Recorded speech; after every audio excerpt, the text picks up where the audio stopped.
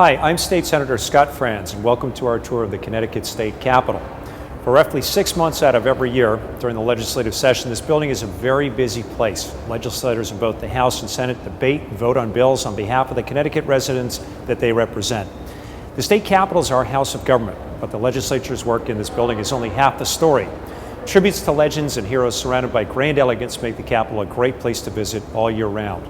Over the next 10 minutes, we'll be taking a look at a few of the prominent pieces exhibited in the building and how they represent a part of our state and country's history. Of course, a 10-minute tour of a building with over 300 years of history could never do it justice. If you are interested in coming to Hartford for your own tour of the Capitol, please call my office at 1-800-842-1421 or visit my website, www.senatorfrantz.cga.ct.gov, or simply look it up on Google, Senator Scott Frantz. Let's get started with the tour.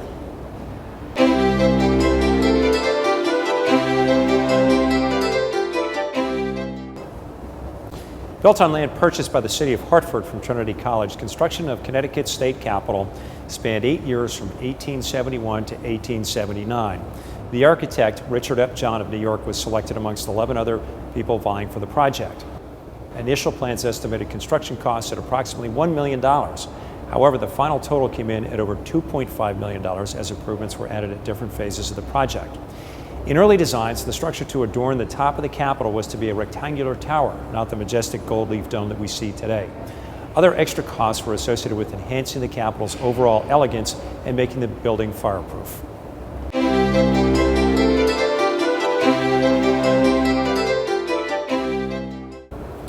After one look at the Capitol sitting atop Bushnell Park, it is difficult not to gain an appreciation for its commanding presence.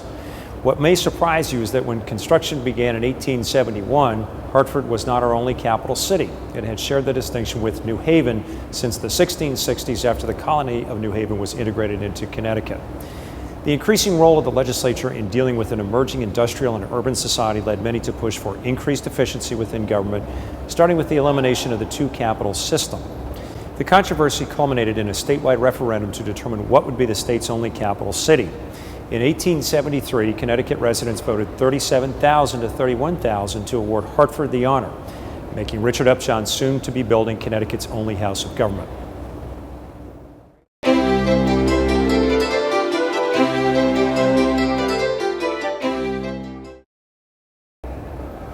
The opening of the state capitol for the 1879 legislative session marked the beginning of a new era for Connecticut government. An ornate and elegant building was destined to be a historical treasure for generations to come, and it came at a good time. Just 15 years before ground was broken on the new capitol, Connecticut lost its most treasured historical artifact when the charter oak tree was blown down during a violent storm. Living for an estimated 8 centuries and measuring 33 feet in diameter, the charter oak tree of Hartford's Willis Estate played a central role in an event that came to define the spirit of the young colony. In 1662, the Connecticut colony succeeded in acquiring a royal charter from King Charles II, granting the settlement the self-government it had outlined in its fundamental orders. 25 years later, England's new king, James II, sought to consolidate several colonies, including the Connecticut colony, into the Dominion of New England in order to tighten up his control on the region. In October of 1687, Sir Edmund Andros, an agent of the king, was sent to Hartford with armed forces to take back the charter. The Connecticut settlers satisfied Andros's demands by producing the document, but during the discussion that followed, the lights were doused and the charter was taken by Captain Joseph Wadsworth and concealed in the hollow of a large oak tree. In the years that followed, the massive tree became a symbol of the colonial spirit that formed the foundation upon which our state government was built. So it is only appropriate that the charter oak tree is featured prominently here in the state capitol. In the west atrium on the first floor, you will find a frame that was made from the charter oak. And in the Senate chamber, you can view and even sit on the Lieutenant Governor's chair, more commonly referred to as the wishing chair, which was constructed from parts of the famous tree. And although the original charter oak is gone, you can still visit its descendants throughout the state. Across from the Capitol on Bushnell Park, you'll find a first-generation descendant of the charter oak. Acorns from this tree were also planted in many cities and towns across the state, making them homes to the grandchildren of Connecticut's most legendary and symbolic tree. By saving the royal charter from falling into British hands, Captain Joseph Wadsworth can certainly be considered one of our state's first heroes.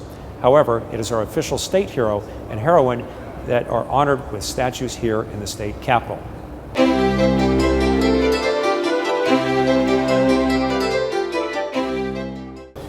Often called America's first spy, Nathan Hale was born in Coventry, Connecticut in 1755. A graduate of Yale University, Hale spent time as a teacher in East Haddam and New London. When the Revolutionary War began in 1775, Hale joined the Connecticut militia and was elected first lieutenant. Just 1 year later, he had been elevated to captain in Connecticut's 7th Regiment. After British forces captured New York City, it was Nathan Hale who answered George Washington's call for a volunteer to travel behind enemy lines as a spy for the Continental Army. Disguised as a Dutch schoolmaster, Hale successfully gathered information on troop positions for about a week before being captured on his way back to the American side. Held captive overnight, Nathan Hale was hung the next day without the benefit of a trial. By all accounts, Hale was composed and spoke eloquently in the minutes leading up to his execution. Faced with imminent death, he is widely credited with uttering a line known by most Americans: "I only regret that I have but one life to give my country." We honor the Coventry native right here in the Capitol in the East Atrium with a large statue complete with these famous words. Hale is remembered for his contributions to the Revolutionary War, but he was more than a soldier. As a teacher, Hale did not believe education should be offered to just boys. When he told he must continue to teach boys during the day, he arranged for 20 girls to come in from 5 to 7 a.m. to receive the same instruction the boys would receive later in the day. Although this went against the popular opinion of the time, Nathan Hale was not faced with the public outrage that inspired the courage and the honor of our eventual state heroine.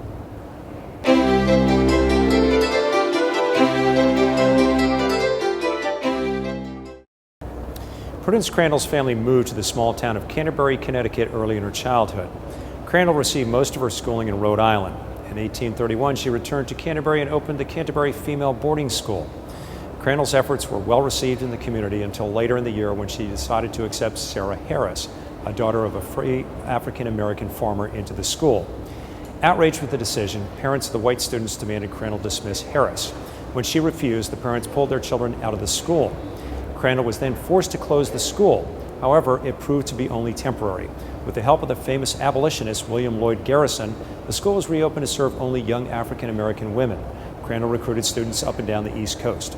Responding to furious townspeople, the General Assembly passed the now infamous Black Laws, which prohibited Connecticut schools from instructing African Americans from other states. Once again, Crandall refused to give in to popular opinion. She was arrested, jailed, then released on bond the following day. She put up a strong legal challenge to the law, and eventually the case was dismissed on a technicality. Soon after her victory, the law was repealed.